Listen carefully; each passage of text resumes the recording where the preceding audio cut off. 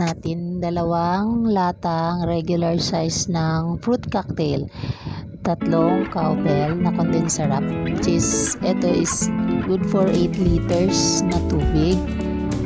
Tapos tatlong can ng cowbell, dalawang evaporada yung malalaki. Angel yung ginagamit ko kasi medyo may kamurahan siya, medyo mura. Tapos Angel din na all cream purpose, saka Eden, yung Eden pinaghati ko na cheese.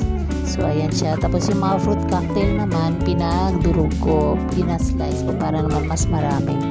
So ganyan lang yung gawin natin sa cheese para kumalat, padamihin lang natin. So isang box ng cheese, kalahati lang nun, pwede na dun sa 8 liters. Yan, cheddar yun. Medyo mahal pala yung cheddar. So ang ginawa ko, pinaghati ko lang sa isang box. Yun.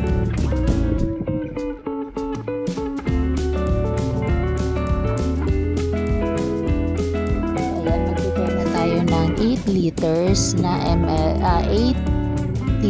na tubig para dun sa dapat malaki yung pinaglutuan natin ha. Tapos bago pakuluan, yan, make sure lagyan natin ng asukal. Sa akin kasi dyan is mas nauna yung cornstarch. So, pero okay lang yun. So, eto, mag-prepare tayo na sa kalahating cornstarch at 600 ml na tubig. I-mix lang ng mabuti, halo ng mabuti hanggang malusaw. So, yun.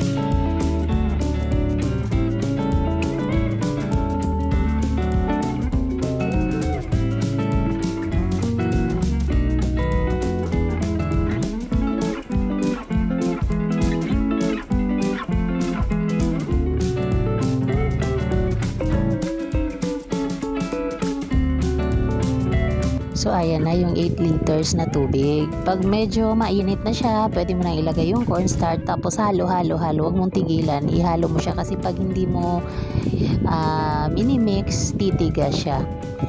So yun, pag medyo mainit, ilagay yung cornstarch. Yung cornstarch na is kalahating kilo yan. So ihalo lang ng mabuti, huwag pabayaan para hindi masunog.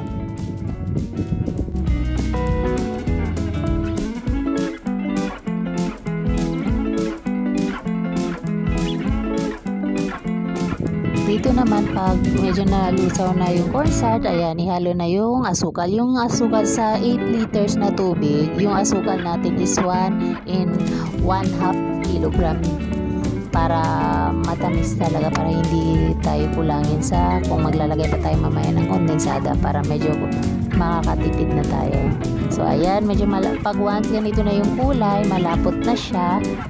So, pwede maya-maya, mga after ilang minutes, pwede na yan siya patayan ng apoy. So, ayan. Pag magiging ganyan transparent na siya, tapos sticky na, palamigin nyo na. After 2 to 3 hours, hanggang sa lumigsakan nyo na pinipaghalo yung mga ingredients para hindi naman maluto yung ingredients. Ayan. So, fruit cocktail. Yung fruit cocktail natin, dahil malalaki nga siya, gina-chop-chop ko na lang. So, na natin ihalo yung fruit cocktail. Halo-halong mabuti. Ayan, di ba? Maliit na siya. So, halong mabuti lang po.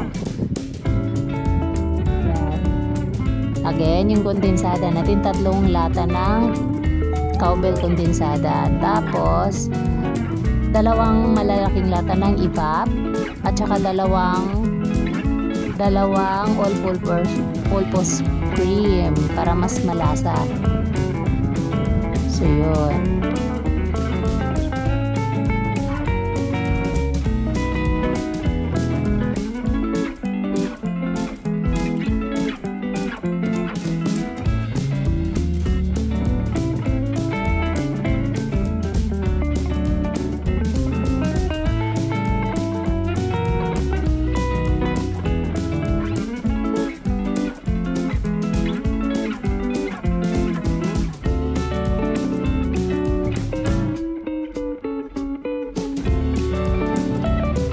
Susunod natin is evaporada. Evap, sarap yung nagamit namin. Mas maganda. At saka yung sugar juice. So, mas masarap na ang juice. Next, evap ulit. Ayan. Yung mas mura, recommended yung Angel kasi mas mura siya. Malaki for yung ganyan kalaki is 41. I think 41 yata din siya.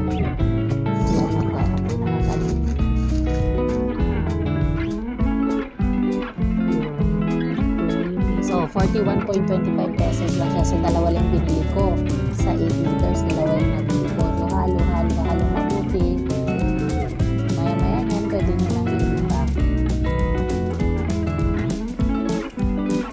Dito naman sa packing natin, ang ginamit kong plastic is yung 1 1/3 by 10 na size. Yung price ng ice cream din natin is 10 pesos. So, ito yung 10 pesos. So, yung pang sukat naman niya is 1/4 na cup. So, tamang-tama siya dun sa yan yung finished product natin. So, abangan natin. Tapos, papalamigin within 24 hours. So, ayan na siya. Gupitan lang para mas malinis. Gupitan lang yung mga natitirang plastic. So, yun. Dapat talaga pag gumagawa ng ice cream, matyaga. May halong pagmamahal. May pagmamahal para mas lalong sasarap yung ice cream. So, ayan. Super sarap. Ready na. Thank you for watching.